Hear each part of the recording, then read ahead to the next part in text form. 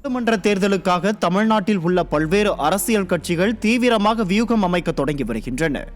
தொகுதி பங்கீட்டில் அதிருப்தி நிலவுவதால் விடியா திமுக கூட்டணிக்குள்ளேயே சலசலப்பு ஏற்பட்டுள்ளது. அதாவது 15க்கும் மேற்பட்ட தொகுதிகளை கேட்டு காங்கிரஸ் கட்சி உத்தேச பட்டியலை வெளியிட்டு விடியா திமுகவிற்கு நெருக்கடி கொடுத்து வருகிறது. ஆனால் பெரியண்ணன் மனநிலையில் இருக்கும் விடியா திமுகவோ 7 தொகுதிகளை மட்டுமே காங்கிரஸ் கட்சிக்கு ஒதுக்க இருப்பதாக கூறப்படுகிறது.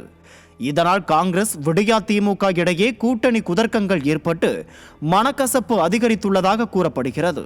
அதேபோல் விடுதலை சிறுத்தைகள் கட்சியும் கூட இந்த முறை 3 இடங்களை விடியா திமுகவிடம் இருந்து பெற போராடுவதாகவும் அதற்காக தான் திருச்சியில் பிரம்மாண்ட மாநாட்டை நடத்தியதாகவும் சொல்லப்படுகிறது.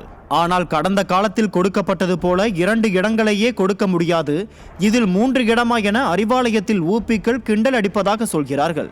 இதை எல்லாவற்றையும் தாண்டி கடந்த 2.5 ஆண்டு கால விடியா திமுக ஆட்சியில் மக்கள் நலப்பணிகள் எதுவும் நடக்காததால் மக்கள் அதிருப்தி அடைந்துள்ளனர். இதனால் விடியா திமுகவின் வாக்கு வங்கி சரியும் சூழல் ஏற்பட்டுள்ளது. விடியா திமுகவின் கோட்டையிலே ஓட்டை விழுந்தது போல அமைச்சர்கள் மீதான ஊழல் வழக்குகளும் விடியா திமுக கழுத்தை நெரிக்க தொடங்கியுள்ளது.